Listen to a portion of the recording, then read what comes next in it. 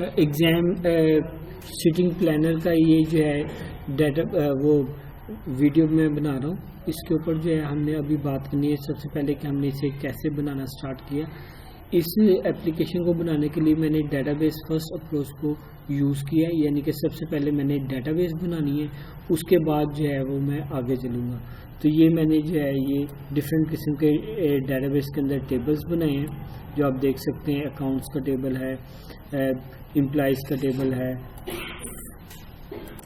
Faculties का table है, rooms का टेबल है, स्टूडेंट्स का टेबल है और ये टाइम टेबल है। ये हमारे डिफरेंट किस्म के टेबल्स हमने बनाए हैं, ठीक है। और इन टेबल्स को हैंडल करने हमने बैकएंड से C# लैंग्वेज के ज़रिए उसके ज़रिए हम इन टेबल्स में डाटा डालेंगे, इनसे डाटा लेंगे, इसे अपडेट और डिलीट करेंगे। यानी DML डाटा मैनिपुलेशन लैंग्वेज जो SQL की है वो हम अप्लाई करेंगे डेल में, ठीक है, बिजनेस लेयर में, ठीक है।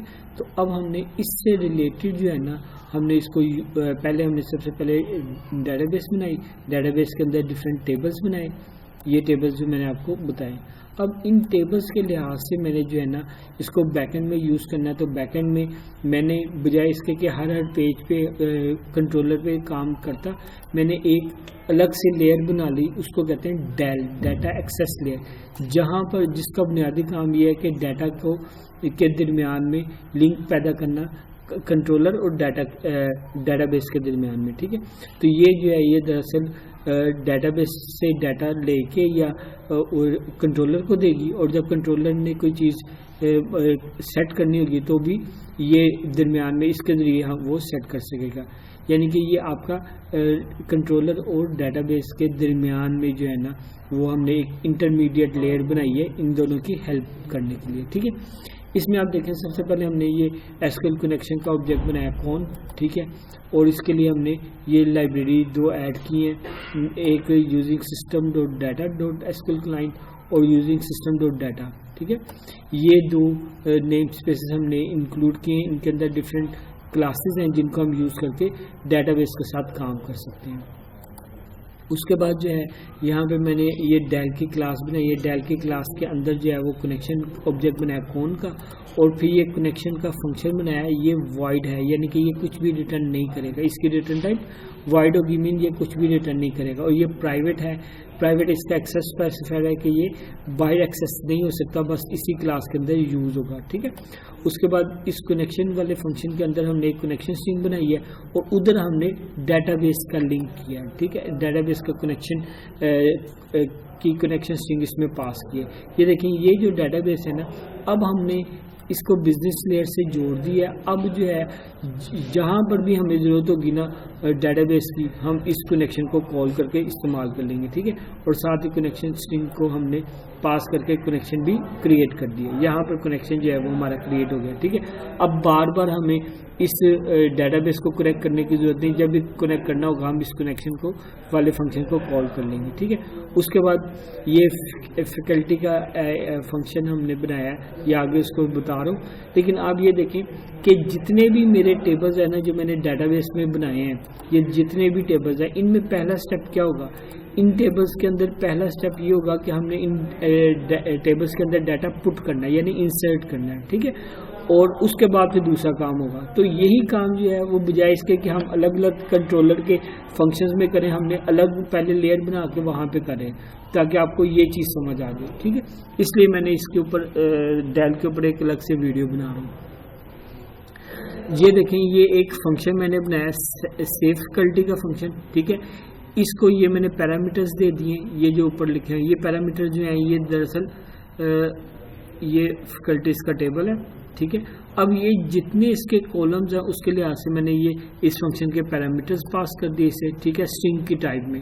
बाय डिफॉल्ट ये स्ट्रिंग में रखते हैं, ठीक है, स्ट्रिंग में रख के उसके बाद सिंपली जो है हमने कनेक्शन को ओपन करके कनेक्शन वाले फंक्शन को कॉल किया, कनेक्शन हमारा बन गया, क्रिएट हो गया। उसके बाद हमने इंसर्ट की क्वेरी लिखी, इंसर्ट इनटू एम्प्लॉइज, ठीक है, ये उसके कॉलम है और इनकी वैल्यूज़ कहाँ से आ रही हैं, इनकी वैल्यूज़ आ रही हैं ये फ्रंट एंड से, ये इन वेरिएबल से, ठीक है।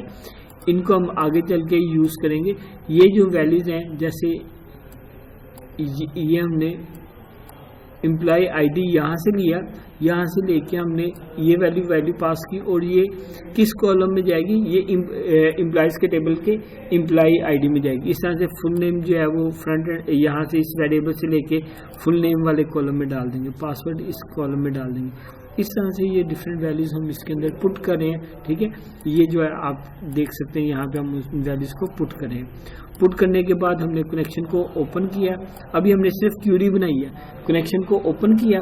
कनेक्शन को ओपन करने के बाद कमांड बनाई कि इस कनेक्शन के साथ हमने ये वाली क्यूरी चलानी है, ठीक है। ये हमने कमांड बनाई। उसके बाद यहाँ पर ये एग्जीक्यूट नॉन क्यूरी का फंक्शन है। इंसर्ट, अपडेट और डिलीट तीनों के लिए जो है ये एक ही तरह का काम होगा सारा बार बार, ठीक है। और यही एग्जीक्यूट नॉन क्यूरी का फंक्शन जब कॉल होगा तो इस सूरत में जो हमारी क्यूरी होगी वो असल में इस सूरत में चलेगी, अब चलेगी, ठीक है। तो यहाँ पर डाटाबेस में डाटा, क्योंकि हमने इंसर्ट की क्यूरी लगाई है तो इंसर्ट हो जाएगी। उसके बाद कनेक्शन क्लोज हो जाएगा और हम उसे रिटर्न कर देंगे ट्रू। ये ट्रू हमने इसलिए रिटर्न किया है ताकि हम बता सकें कि ये हमारा डाटा सेव हो गया। अगर एरर आ गया तो वो हमें फिर फॉल्स हमें रिप्लाई कर देगा, लेकिन अभी हमने इसको इस तरह से हैंडल किया। ये हमने पहला काम कर दिया। अब जितने भी टेबल्स हैं ना उनमें टेबल्स का नाम फ़र्क होगा और उनके यानी कि उनके कॉलम्स का नाम फ़र्क होगा, ठीक है। बाकी सारा क्यूरी हमारी सेम ही होगी, सिर्फ ये कोड हमारा सेम ही होगा, सिर्फ क्यूरी का फ़र्क होगा। क्यूरी में टेबल का नाम डिफरेंट होगा। जब हमने डाटा इंसर्ट करना तो उसके कॉलम्स होंगे, उनके कॉलम्स की लिहाज से ऊपर उनकी वैल्यूज़ होंगी। उन वैल्यूज़ को पास करके हम उसे डाटाबेस में डाटा सेव कर सकते हैं, ठीक है। नेक्स्ट जो है, अब ये जो फंक्शन है फैकल्टी लिस्ट का फंक्शन, ये क्या कर रहा है, ये हमारी लिस्ट को शो करेगा डाटाबेस में जितने भी एम्प्लॉइज़ का टेबल है। ये एम्प्लॉइज़ का टेबल में हम डाल रहे हैं। असल में एम्प्लॉइज़ में जो है ना वो तमाम फैकल्टी मेंबर्स भी आ जाते हैं, एडमिनिस्ट्रेशन के भी आ जाते हैं, सारे लोग आ जाते हैं यहाँ पर, ठीक है। तो इसलिए हमने एम्प्लॉइज़ लिखा है। अब ये जो है सिलेक्ट स्टैटिक फ्रॉम एम्प्लॉइज़ के टेबल से सारा डाटा ला के हम दिखा रहे हैं। और ये जो फंक्शन है ना, यहाँ पे अब ये क्यूरी पढ़ेंगे आपको पता चल जाएगा। सिलेक्ट स्टैटिक फ्रॉम एम्प्लॉइज़ के फंक्शन से एम्प्लॉइज़ के टेबल से सारा डाटा ला के मुझे दिखा दो, ठीक है। तो वो हमने एक इमेजिनरी टेबल बनाया dt और एक ऑब्जेक्ट बनाया da, ठीक है। डाटा एडोप्टर, ये क्या करता है, डाटा एडोप्टर असिस्टेंस करता है डाटाबेस की। डाटाबेस से डाटा ला के इस इमेजिनरी टेबल dt के अंदर ये फिल करवाता है, ठीक है।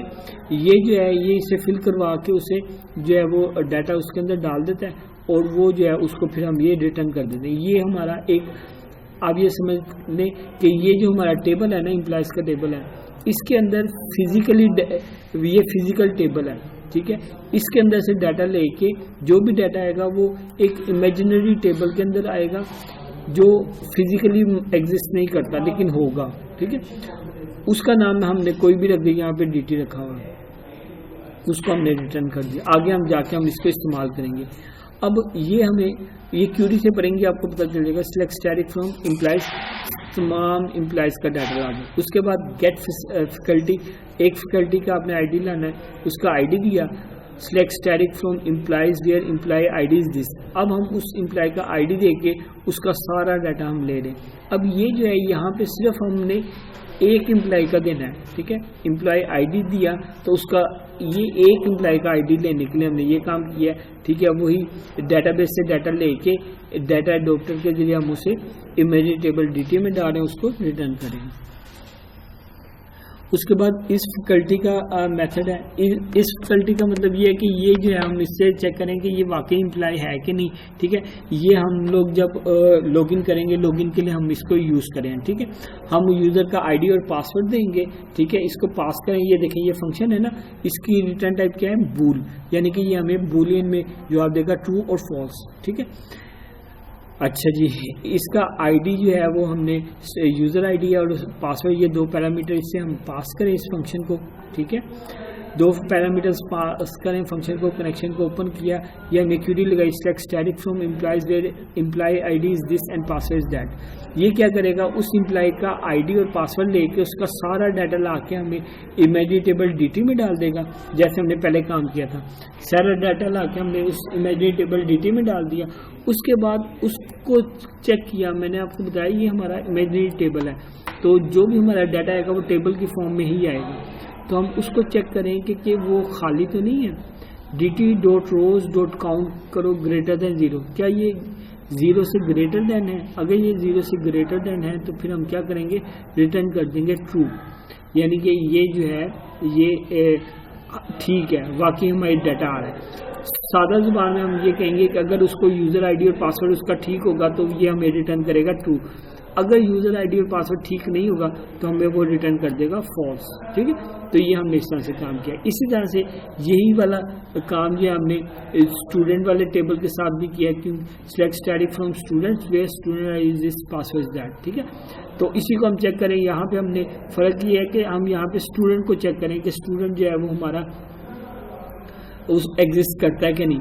अगर उसका आईडी और पासवर्ड ठीक है तो वो डाटा हमें रिटर्न होगा ट्रू, और अगर आईडी और पासवर्ड गलत है तो हमें रिटर्न होगा फॉल्स, यानी कि गलत आईडी पासवर्ड होगा। ठीक है, उसके बाद ये डिलीट फैकल्टी का फंक्शन है, इसको हम आईडी देंगे। सिर्फ आप ये क्यूरी बनेंगे ना तो आपको क्यूरी से पता चल जाएगा। अब क्यूरी क्या चीज़ होती है इसके बारे में मैं आपको बता देता हूँ।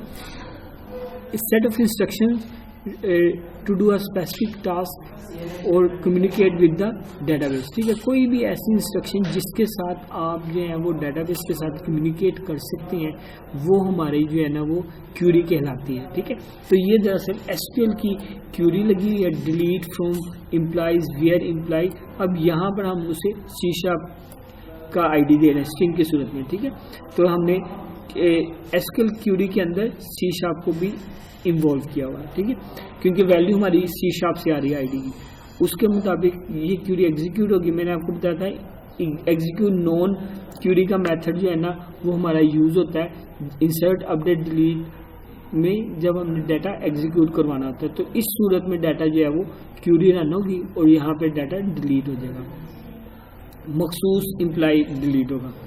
इसी तरह से अब हमने अपडेट करना है, सारा काम कोड सेम है, सिर्फ फ़र्क क्या है क्यूरी का, इंसर्ट अपडेट डिलीट में। ठीक है, अब अपडेट हमने करना है, तो अपडेट जो हमने करना है उसकी हमें वैल्यूज़ भी चाहिए। तो वैल्यूज़ हमने ले ली मेथड के पैरामीटर से। ये हमने मेथड यानी फंक्शन बनाया, फंक्शन को सी शार्प में मेथड भी कहते हैं। ठीक है, उन पैरामीटर्स को हमने यहाँ पर पास किया और क्यूरी के अंदर हमने उसे यूज़ कर लिया। ठीक है, जैसे ये देखो update employees set full name is this, designation is that, date of appointment, address और where employ ID is this. अब यहाँ पर अपडेट और डिलीट के अंदर वेयर का क्लॉज लगाना ज़रूरी है, उसके बगैर भी लगा सकते काम कर सकते हैं, लेकिन अगर वेयर की क्लॉज से आप मखसूस एंटिटी को नहीं ना करेंगे पॉइंट तो वो सारों के ऊपर इम्प्लीमेंट हो जाएगी। मिसाल के तौर पे यहाँ पर मैं अगर वेयर का क्लोज नहीं लगाऊंगा तो वो सारों का डाटा अपडेट हो जाएगा। ठीक है, तो इसलिए मैंने वेयर का क्लोज लगा के एक मखसूस एम्प्लॉय को ही अपडेट करना जी। देन उसके बाद सेव अकाउंट्स वाला फंक्शन है, सिंपल इंसर्ट की क्यूरी लगाई है। इंसर्ट की क्यूरी देखें, जो पैरामीटर चाहिए वो हमने उस फंक्शन के ऊपर से पास कर दिए, फंक्शन के ऊपर से पास कर फंक्शन में पास किए और वो पैरामीटर हमने जो है वो यहाँ पे इंसर्ट की क्यूरी के अंदर एंटर करके सेव कर लिए। इसी तरह से सेव स्टूडेंट है, क्यूरी देखेंगे आपको पता चल जाएगा, insert into students, student ID ये कॉलम है। अब इस student ID, name, program, roll number, password, gender, status, ये सारी चीज़ें चाहिए। ये सारी चीज़ें कहाँ से आ रही हैं? ये सारी चीज़ें हमें पैरामीटर से आ रही हैं। वो हमने जो भी हमें रिक्वायर्ड है ना उस फंक्शन के पैरामीटर में हमने पास कर देना है, वो उन पैरामीटर्स को हम यहाँ पर यूज़ कर लेंगे क्यूरी के अंदर। ठीक है, इसके बाद स्टूडेंट लिस्ट है, जैसे मैंने पहले बताया डाटा लेना है। डाटा जब लेना है तो लेके आपने इमेजिनरी टेबल डीटी में डालना है। अब डीटी की टाइप क्या है? डाटा टेबल इसकी टाइप है। डाटा टेबल दरअसल एक क्लास है जो इमेजिनरी टेबल हमें बना के देती है। ठीक है, तो इसको इसी में हमने इस डाटा को रिटर्न करना होता है। ठीक है, ये हमारे डीटी टेबल। इसी तरह से गेट स्टूडेंट वही एक स्टूडेंट का आईडी लेने के लिए, फिर डिलीट स्टूडेंट के लिए डिलीट की क्यूरी लगा रहे हैं, ठीक है। इसी तरह से अपडेट करने के लिए अपडेट स्टूडेंट सेट नेम, ये अपडेट की क्यूरी लगाई हुई है, ठीक है। इसके बाद सेव रूम, अब रूम की इंफॉर्मेशन को सेव करना है तो आपने रूम की इंफॉर्मेशन में रूम नंबर है, फ्लोर है, कैपेसिटी है, वो सारा हमने यहाँ पे इसमें सेव कर लिया, ठीक है। रूम लिस्ट है, स्टैटिक फ्रॉम रूम्स, रूम से सारा डाटा ले लिया। गेट रूम आईडी, रूम का आईडी देके हमने उसका सारा डाटा ले लिया। एक खास रूम का अगर आपने डाटा लेना है, ठीक है, उसका सारा डाटा लेके हमने इमेजिनरी टेबल DT में डाल के उसे रिटर्न करवा दिया। डिलीट रूम, रूम को डिलीट करने की क्यूरी लगा दी इसके अंदर, ठीक है। अपडेट रूम करने के लिए अब ये क्यूरी को पढ़ेंगे ना, बाकी सारा काम सेम है, सिर्फ क्यूरी का फर्क आ रहा है, इसलिए मैं जल्दी से इसे गो थ्रू करूँ। अब ये जो है सेव टाइम टेबल, ये इंसर्ट इनटू टाइम टेबल, ये टाइम टेबल का टेबल है, इसके अंदर हम डाटा इंसर्ट करें, जो डाटा हमें चाहिए वो हम ये पैरामीटर से ले रहे हैं, लेके हमने इधर पुट कर दिया, ठीक है। इस तरह से टाइम टेबल हमने उसको शो भी करवाना है। Select static from time table, time table से जो भी हमें डाटा मिलेगा उसको हमने इमेजिनरी टेबल में डाला, उसका नाम हमने DT रखा हुआ है, तो DT में डाल के उसे हमने रिटर्न कर दिया। उम्मीद करता हूँ डियर स्टूडेंट्स आपको ये चीज़ समझ आ गई होगी। मेरी इस वीडियो को बार बार देखें, इसको समझें और इस पर कमेंट करें अगर आपको कोई चीज़ मुश्किल लगती है तो। शुक्रिया आपका। अस्सलाम वालेकुम।